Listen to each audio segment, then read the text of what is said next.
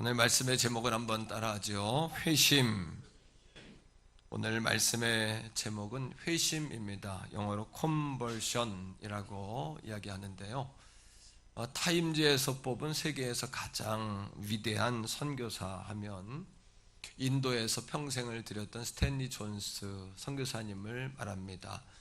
이 선교사님은 15살 청소년 시기에 예수님을 영접하고 내가 주님 자녀가 되겠다 이렇게 결단을 했는데 2년이 지난 17살 되던 해에 주님을 만나는 경험을 이제 갖게 된 거죠. 한 번은 그 마을에 로버트 제이 베이먼트라는 그 목사님이 순회 설교자인데 오셔서 부흥회가 열린 거예요. 우리나라도 과거에는 목회하지 않고 다니며 말씀만 전하는 순회 설교자들이 있었습니다. 저희 교단에도 이성복 목사님 같은 분들은 목회도 하셨지만 순회 설교자로서 이제 전국을 다니며 말씀을 증거하는 그런 일들을 하셨는데 그 마을에 부흥회가 열렸던 세 번째 날 저녁 집회 전에 스탠리 존스가 침대 옆에 무릎을 꿇고 정말 진정으로 거듭나기를 갈망하는 마음으로 짧은 기도였지만 정성을 다해 진심으로 하나님께 생명을 건 기도를 드리는 겁니다. 그 기도가 뭐냐 하면 이런 거예요. 주님, 오늘 밤 나를 진정코 구원하소서. 짧은 기도였지만 진심이 들어간 기도였던 거죠. 자, 우리 다 같이 한번 해봅시다. 주님, 이 아침, 이 시간 진정코 나를 구원하소서. 그러자 한 줄기 빛이 어둠을 뚫고 들어오는 것 같았다 라고 이야기해요. 회심의 사례들은 다양합니다. 그리고 경험들은 각기 다르죠. 하지만 본질적으로 우리가 회심에 있어 본질적으로 놓치지 말아야 될 것은 예수님과의 만남이 있다는 사실이에요. 이것이 중요한 겁니다. 경험은 각자 다를 수 있어요. 사례들도 다를 수 있고 장소도 다를 수 있습니다. 하지만 변함없이 회심이라는 사건 가운데 본질적으로 변해서 안 되는 것은 예수님과 만났다는 사실이라는 거예요. 바로 성령님이 우리 가운데 역사하시고 주님을 만나는 사건이 있어야 한다는 거죠. 그날 밤 스탠리 존스는 교회로 급하게 달려갔습니다. 부흥회가 있는 저녁이니까요. 그리고 한 번도 앉아보지 않은 맨 앞자리 가서 앉았습니다. 설교가 끝나자 가장 먼저 기도의 자리로 달려갔고 그리고 무릎도 꿇기 전에 천국이 자기의 영 안으로 영 속으로 달려오는 것 같았다. 한번 해봅시다. 천국이 나의 영으로 달려온다. 그분의 자서전에 기록된 글인데 각자 경험은 다릅니다. 하지만 예수님을 만나는 사건이어야 한다는 거죠. 그리고 벌떡 일어나 천국이 내 안에 있다. 나는 주님의 자녀가 되었다라고 힘차게 외쳤다는 거예요. 스탠리 존스는 다들 사춘기를 겪는 17 나이에 회심이라는 보물을 얻게 된 겁니다. 이것이 회심입니다. 이것이 회심의 사건이에요. 회심의 상황은 사건은 다양하지만 회심의 본질은 뭐라고요? 누구를 만나야 된다고요? 누구를요? 예수님을 만나는 사건이 되어야 한다는 거죠. 예수님은 오늘도 우리를 찾아오십니다. 우리를 만나고자 우리를 찾아오세요. 어떤 사람을 찾아가실까요? 자격을 갖춘 사람이요? 아닙니다. 우리의 있는 모습 이대로 우리를 찾아오십니다. 우리의 모습 이대로 말이에요. 지금의 모습 이대로 이 상황, 이 장소에서 주님은 우리를 찾아오시는 거예요. 1절의 말씀을 다 같이 볼게요. 자, 9장 1절입니다. 시작. 사울이 주의 제자들에 대하여 여전히 위협과 살기가 등등하여 대제사장에게 가서 사울은 여전히 무슨 이야기일까요? 주님을 만날 준비가 안 돼 있어요.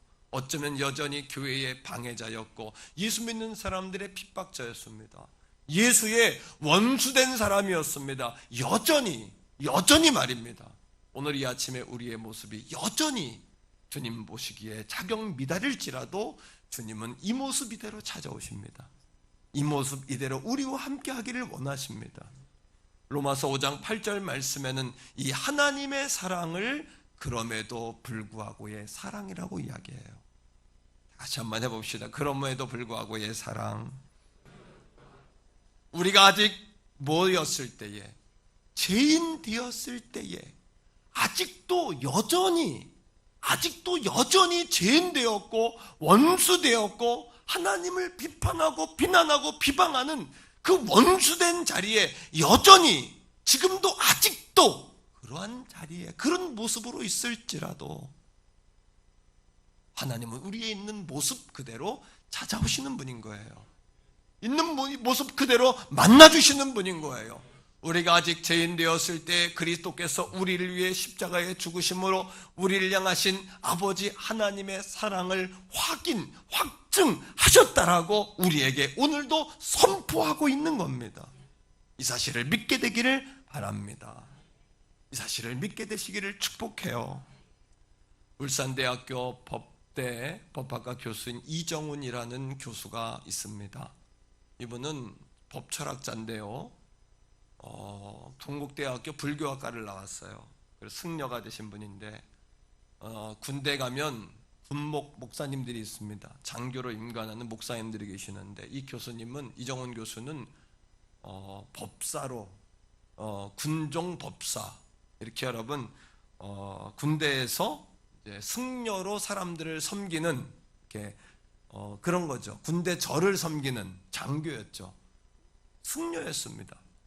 군대를 제대하고 나와서 물론 승려의 옷은 벗었습니다만 그 이정훈이라는 교수의 목적은, 법학자의 목적은 한 가지였어요. 오로지 뭐냐 하면 기독교를 해체하자는 거예요. 기독교를 어떻게 하면 공격해서, 합리적으로 공격해서 어렵게 하는가, 이것이 그의 목적이었어요. 그래서 성경을 읽었답니다. 기독교 역사를 공부했답니다.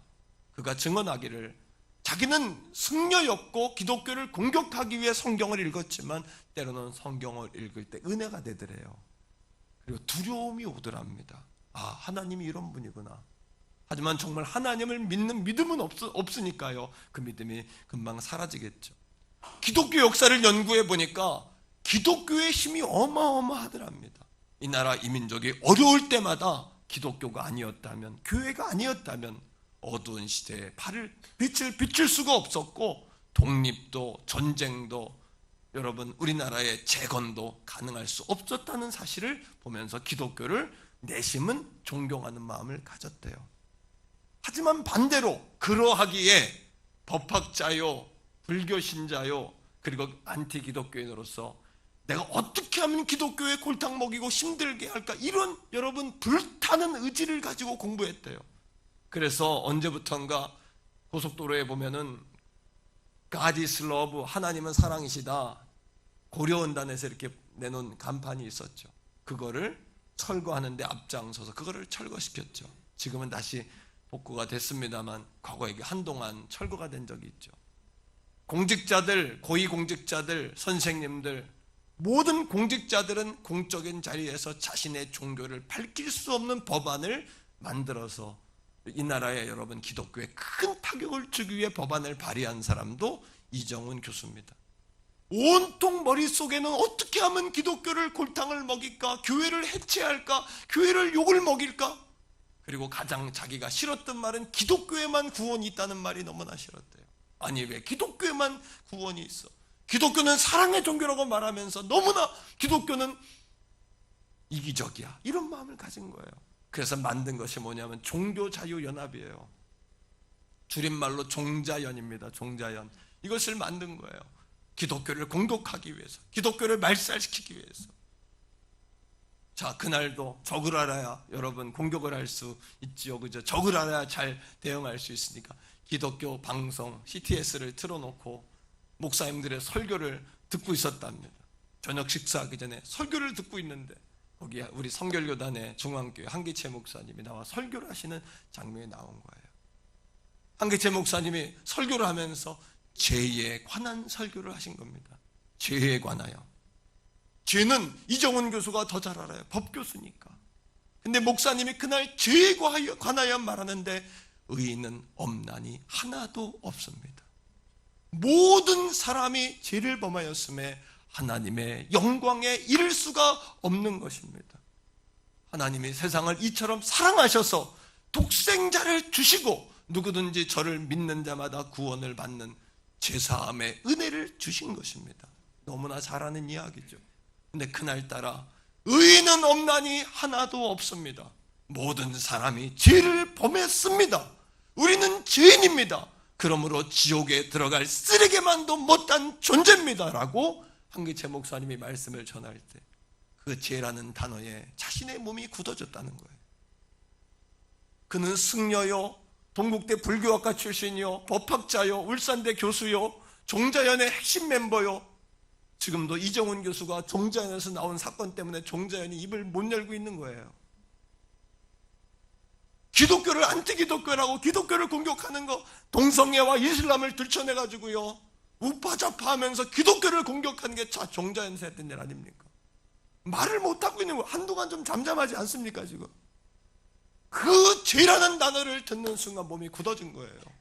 그리고 땅바닥에 엎어졌답니다. 누구처럼? 바울이 전에 사울이 주님을 만난 장면처럼 땅바닥에 엎어져 온몸이 굳고 죄라는 단어를 들을 때 자기도 모르게 자기의 뼛속까지 세포 하나알 하나까지도 다 죄에 물든 정말 죽어 마땅한 인생이라는 것이 체험적으로 알게 되더랍니다. 성령님이 오신 거죠. 주님을 만난 거죠. 회심의 기회가 온 거죠. 그렇게 엎드려서 몸부림을 치는데 자기의 몸을 꼼짝도 할 수 없는 그때에 입을 열어 이 이종훈 교수가 말하는 거예요. 하나님, 이 죄인을 왜 사랑하십니까? 내가 누군지 알지 않습니까? 죄인 중에 괴수 사울과 같은 존재인 거 주님 아시지 않습니까? 내가 그동안 한 일이 뭔지 아시지 않습니까? 죄인 중에 이 기술을 왜 찾아오셨습니까? 왜 사랑하십니까? 왜 만나주십니까? 왜 당신을 알게 하십니까? 내가 죄인이라는 사실을 왜 알게 해주시는 겁니까? 왜 십자가입니까? 왜 십자가입니까? 그렇게 통곡을 하며 외치다가 하늘로부터 자신도 알지 못하는 뜨거운 여러분 힘과 여러분 그 힘에 눌려 마지막 입에서 터져 나온 말이 예수님 당신은 나의 주님이십니다. 예수님 당신 나의 주님이십니다. 할렐루야. 한참을 쓰러져 있다가 문 밖으로 나와보니 조금 전에 밥을 먹기 전에 텔레비전을 틀어놓고 앉아있던 자신과 문 밖으로 나온 차이가 달라진 거예요. 하늘을 보니 찬란한 빛, 아름다운 꽃, 처음으로 맛보는 싱그러움과 상쾌함, 평안함. 할렐루야. 이 시대의 사울로 불리는 울산대학교 이정훈 교수의 회심의 이야기예요. 그러나 오늘 이 아침에도 나는 그래도 주님을 만날 자격이 없어, 이런 분 계시죠. 주님은 우리의 있는 모습 그대로 찾아오시는데 이정훈 교수도 찾아갔고 여전히 살기가 등등하여 교회의 방해꾼이고 그리스도인들을 잡아 죽이려고 살기가 여전히 등등한 사울도 찾아오셨는데 오늘 이 아침에 우리는 그래도 나는 자격이 없어, 이런 분들 계시지 않습니까? 이 아침에. 그것은 하나님의 마음을 잘 몰라서 그래요. 하나님의 마음은 우리가 하나님의 일에 관하여 충성하는 것보다도 하나님을 믿는 일에 충성하기를 원하세요. 이걸 잘 구분하셔야 돼요. 하나님에 관한 것에 충성하는 것이 아니라 하나님을 믿는 일, 하나님에 대하여 열심을 내시란 말입니다. 이것이 안 되면 어떻게 되냐 하면요, 잘못된 열심, 사울과 같이 열심당원. 사울은요, 이런 열심을 갖는 것이 누구를 위한 것이라고 생각했을까요? 이게 누구를 위한 것이라고? 하나님을 위한 것이라고 생각했단 말이에요. 그래서 여러분, 스데반 집사를 돌로 쳐 죽일 때 그가 예수를 하나님의 아들이라고 말한 사건 때문에 스데반을 신성모독으로 몰아 돌로 쳐 죽일 때 옆에서 증인 서지 않습니까? 그리고 오늘도 살기가 등등하여 잘못된 열심은 사람을 죽이는 데까지 가는 거예요. 사랑하는 성도 여러분, 우리가 얼마나 열심히 주님의 일을 해야 자격을 갖출 수 있을까요?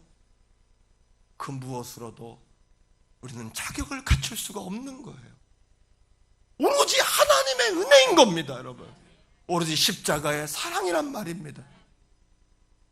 오늘도 우리가 열심으로 자격을 갖춘다고 생각하니까 아직도 나는 자격이 없습니다라고 말하는 거 아니겠습니까? 두 가지의 반응을 나타냅니다. 열심으로 자격을 얻는다고 생각하는 사람은요, 두 가지 반응이에요. 첫째는 자기 비하와 자기 연민이요, 또 하나는 자기 자랑이에요. 그래서 그들이 종종 쓰는 말은 나는 아무것도 못해요, 누구에게 맡기세요, 나는 부족해요, 나는 도움이 안 돼서요. 물론 여러분들의 착한 그 고백을 인정합니다만 자기 연민과 자기 비하에 빠져서 상대방과 비교하고 하나님을 우리 있는 모습 그대로 찾아오시는데 그 하나님을 있는 그대로 받아들이는 것이 아니라 오늘도 그렇게 주님을 잘못 알고 믿게 된단 말입니다. 또 반대로 어떤 사람은요, 자기 자랑에 빠져서, 자기 교만에 빠져서 나 아니면 내가 다 하는 거지, 나 없이 잘 되나 봐라, 나 오직 나.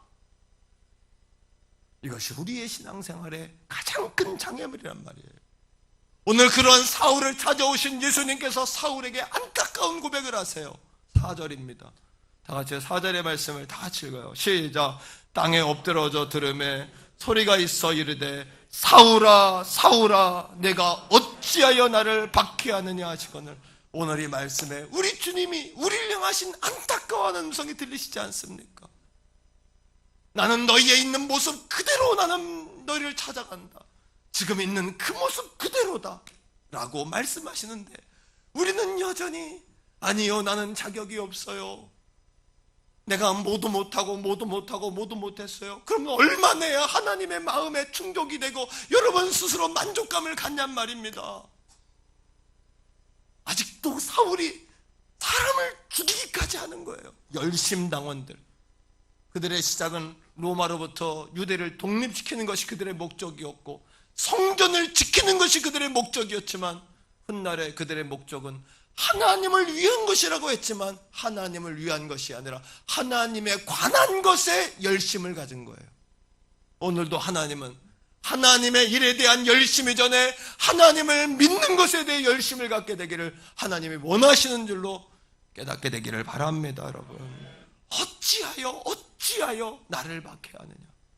오늘도 잘못된 열심은요, 주님을 박해할 수도 있어요. 주님과 원수될 수도 있어요. 주의 일에 방해가 될 수도 있단 말이에요. 5절입니다. 5절의 말씀을 다 같이 읽습니다. 시작. 대답하되 주여 누구시나이까 이르시되.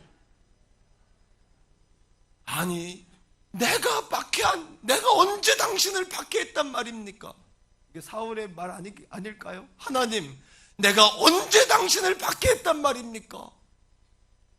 사울아 내가 박해하는 예수다. 내가 오늘도 사랑하는 성도 여러분, 우리의 열심이요 하나님을 믿는 열심이 아니라 그저 하나님의 일에 관한 열심이라면 오늘 순서가 바뀌기를 축복합니다. 물론 하나님의 일에 관한 열심도 필요합니다. 우선적으로 하나님에 관한 열심을 갖자는 말이에요. 제자들이 예수님께 묻습니다. 거창하게 묻습니다. 선생이요, 우리가 어떻게 해야 하나님의 일을 할 수 있습니까?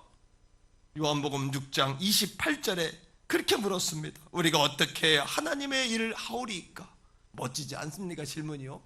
그때 예수님의 대답이 뭐였냐 하면 29절에 이렇게 이야기합니다. 그래, 40일 금식을 오늘부터 하면 된다. 오늘부터 나가가지고 100명쯤 전도해 와라. 오늘부터 나가가지고 11조 1,000만 원씩 드리면 된다. 주님이 그런 말씀을 하실지도 모른다고 생각했을 거예요. 하지만 주님은 이렇게 말씀합니다. 하나님이 보내신 자를 믿는 것이 하나님의 일이다. 오늘도 우리의 일은 하나님을 믿는 게 우리의 일이 되셔야 돼요. 오늘도 예수님을 믿는 것이 우리의 일이 되어야 한단 말입니다. 오늘도 예수님이 찾아오셨습니까? 오늘 예수님이 찾아오셨습니까? 그러면요, 그 예수님 앞에 나의 주님, 용기 있게 나의 주님이라고 부를 수 있기를 바라요. 다 같이 한번 해봅시다. 나의 주님. 한 번 더, 나의 주님. 어떤 자격과 조건이 필요한 것이 아니라 용기 있게 우리의 주님을 나의 주님으로 붙잡으란 말입니다. 그것이 아버지 하나님의 일이에요. 그것이 우리의 일이란 말입니다.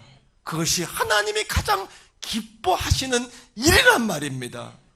오늘 3절 말씀 가운데 주님이 찾아오신 사건을 이 단어로 표현합니다. 자, 3절이에요. 3절의 말씀 읽어봐요. 시작. 사울이 길을 가다가 다메섹에 가까이 이르더니 호련히 하늘로부터 빛이 그를 둘러 비추는 줄. 호련히 전혀 예상하지 못할 때 뜻밖의, 아니 내게도 뭐 이런 일이죠. 사울이 행하여 다메섹에 가까이 이르렀는데 호련이라는 단어가 또 쓰인 데가 있어요. 어딥니까? 오순절 날이 이미 이름에 호련히 하늘로부터 급하고 강한 바람 같은 것이, 할렐루야, 호련히, 이건 뭐냐면요, 우리의 주권과 관계가 없어요. 우리가 구원을 끌어다닌다고 구원을 받을 수 없는 거고요. 이미 하나님이 우리를 찾아오셨기에 찾아오심에 우리가 순종함으로 따라합니다. 신인, 동력설, 신과 인간의 동력이란 말이에요. 하나님이 우리를 먼저 찾아오신 거고요. 그리고 우리가 하나님의 찾아오심에 반응하는 거란 말이에요. 오늘도 찾아오신 주님을 나의 주님으로 부르셔야 합니다. 나의 주님으로 부르셔야 합니다. 이것이 사울의 구원의 사건이었어요. 5절 말씀 가운데 사울이 이정훈 교수처럼 나뒹굴어 엎어져 자빠져 하늘의 힘에 눌려있는 그때의 그 거룩한 힘을 향하여 입을 열어 뭐라고 이야기하냐 하면 나의 주여라고 이야기하는 거예요. 5절의 말씀을 다 같이 읽습니다. 시작. 대답하되 주여 누구시나이까? 이르시되 나는 네가 박해하는 예수라. 오늘 예수님이 찾아오셨습니다. 찾아오셨습니까? 찾아오셨습니다. 아멘이죠. 근데 나의 주님하고 붙잡으셔야 돼요. 예수님을 나의 주님하고 붙잡으셔야 돼요. 그 이후로 사도 바울이 복음을 증거할 때마다 로마서 10장 13절의 말씀처럼 주라는 단어는 사람들의 구원의 증거였어요. 누구든지 주의 이름을 부르는 자는 구원을 받습니다.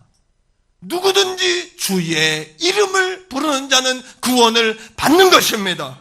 그러나 오늘 어떤 분은요, 이 자리에 예수님을 주인으로 부르는 것이 매우 부담스러운 분도 계실 거예요. 왜요? 예수를 영접한다, 하나님의 자녀가 된다, 이거는 좋지요. 그런데 주라는 것은 이젠 나의 주인이 내가 아니란 말입니다. 이제부터는 성령님이 내 안에 오시면 내 맘대로 살 수 없단 말입니다. 다시 말하면 나는 죽어야 되고 다시 예수님으로 살아야 된단 말입니다. 이게 무슨 뜻이냐 하면요, 한번 따라합니다. 맡겨드리고, 내려놓고, 포기하고, 바라보고, 이 모든 단어의 의미가 뭐냐 하면 내가 죽는다는 의미가 이런 의미예요.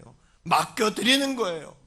예수님을 주인으로 영접했다면 내 영혼을 구원하실 주님으로 믿을 뿐만 아니라 여러분들이 여러분의 손으로 움켜쥐고 있는 걸 놓으란 말입니다.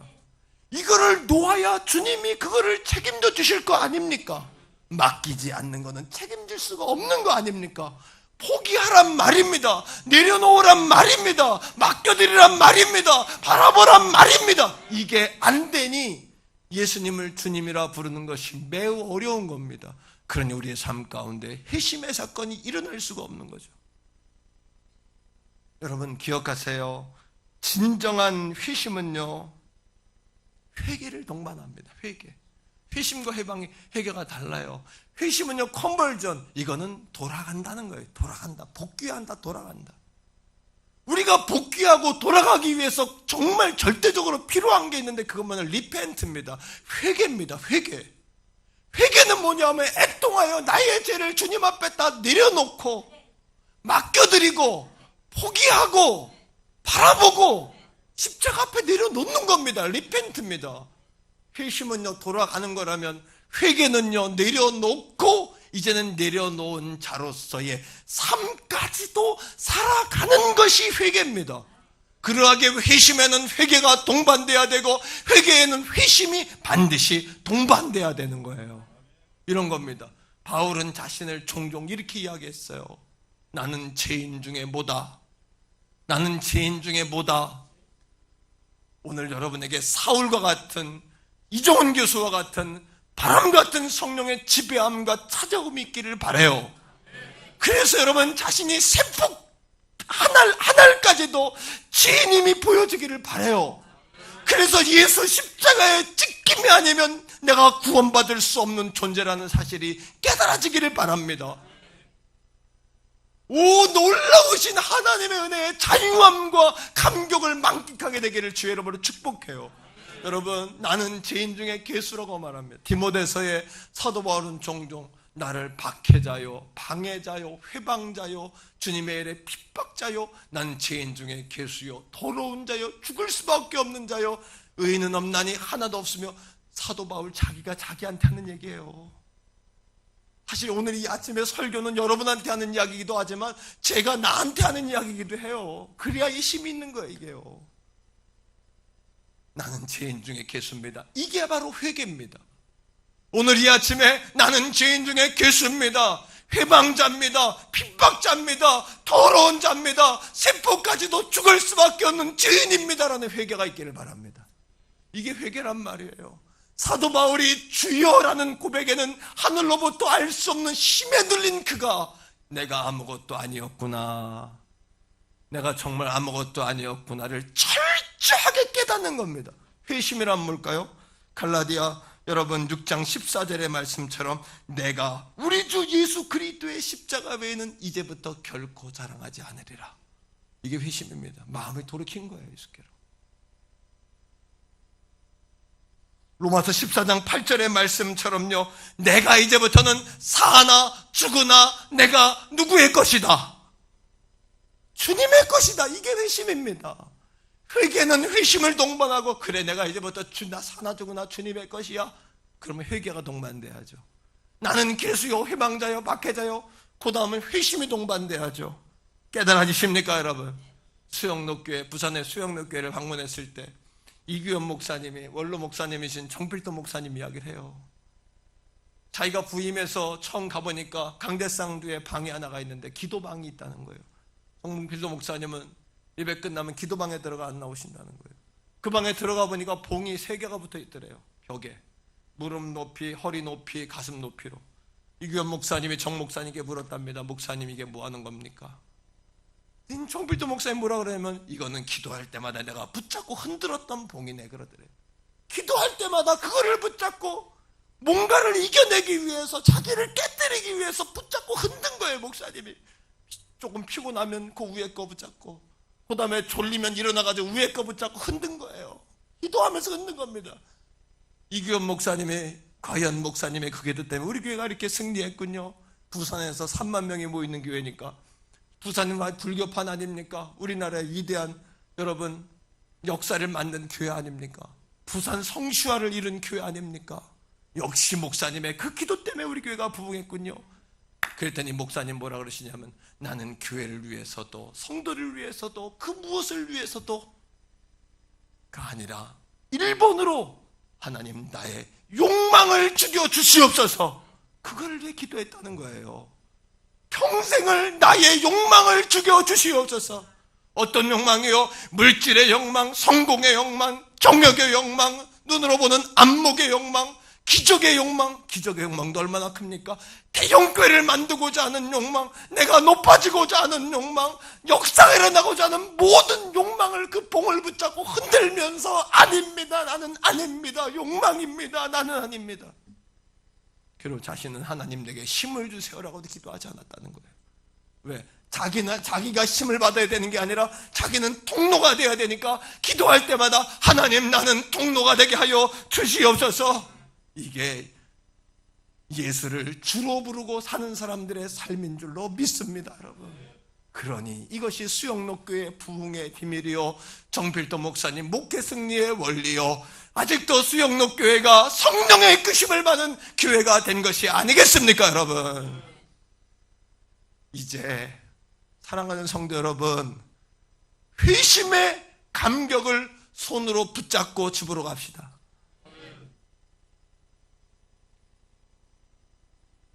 회심의 감격을 손으로 붙잡고, 그거 끝나기 전엔 예배도 끝난 게 아니에요. 그거를 붙잡고 삶으로 돌아가고, 삶의 현장으로 돌아가고, 오늘 사역의 현장으로 돌아가기를 주의 이름으로 축복합니다. 다 같이 고백적으로 말해요. 회심의 감격을 손으로 붙잡고, 한 번 더 회심의 감격을 손으로 붙잡고. 할렐루야. 목회자로서 안타까운 것은 이 시대에 복음이 변질되고 있다는 거예요. 복음에 대해서는 다 압니다. 복음을 믿기도 합니다. 복음을 압니다. 하지만 복음의 감격이 없는 거예요. 복음은 상태가 아니라 복음은 능력이란 말이에요. 예수님은 능력이란 말입니다. 예수님은 능력이란 말입니다. 그 복음에 취하여 성령 충만했던 사도 바울은 자기의 이름조차도 바꾸지 않습니까? 사도행전 13장에 사울이 어느 순간 바울로 바뀌는데 하나님이 바꿨다, 이런 얘기가 안 남아요. 뭐라고 나오냐 하면요, 바울이라고 불리는 사울, 사울이라고 불리는 바울이, 이렇게 나옵니다. 사울이란 이름은 히브리식 이름이에요. 그래서 사울이라고 불리면 예루살렘에 살기에 부족함이 없습니다. 왜요? 정통 바리새인이요, 열심당원이요, 가말리엘 문화에서 공부한 여러분 기득권을 가지고 있는 사울이란 이름, 히브리에서는 알아주는 겁니다. 알아주는 겁니다. 근데 그 이름을 포기하는 거예요. 무슨 이야기입니까? 예수 알기 전에 내가 가졌던 기득권은 포기한다는 얘기예요. 의지했던 것, 바라봤던 것, 내게 힘이 됐던 것 다 포기한다는 이야기입니다. 이것이 진정한 회심인 줄로 믿습니다. 그리고 자신의 이름을 뭐로 바꾸냐면 바울로 바꿉니다. 이 이름은, 사울은 히브리 이름이고 이 히브리 이름을 헬라식 표현으로 바꾸면 바울이 됩니다. 앞으로 뭐하며 살겠다는 거예요? 기득권을 포기하고 주님의 인도하심을 따라 땅끝까지 나아가 살겠다는 거 아닙니까?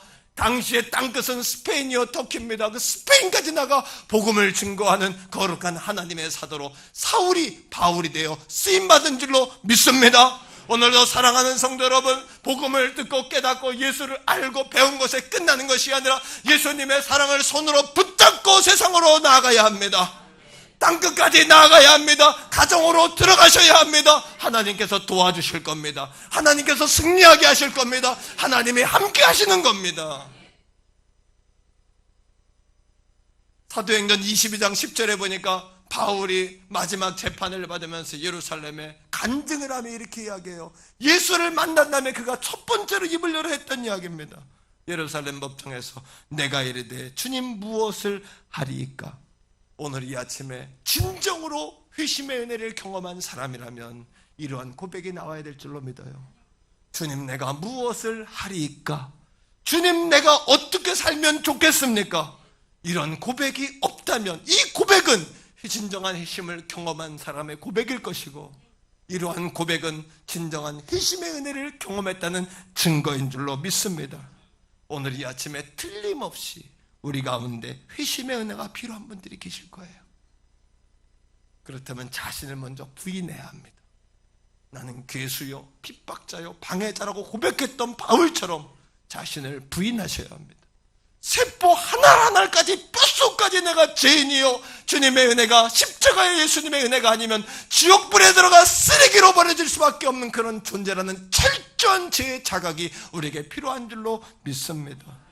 어떤 분에게는 회심의 경험했지만 회심의 감격이 없어, 붙잡고 나갈 감격이 없어 세상에 나아가 똑같이 도루묵처럼 살아온 사람도 있을 거예요. 오늘 이 아침 하나님 내게 회심의 감격을 손으로 붙잡고 돌아가기를 원합니다. 손으로 붙잡고 돌아가기를 원합니다. 그런 간구를 주 앞에 드리셔야 합니다.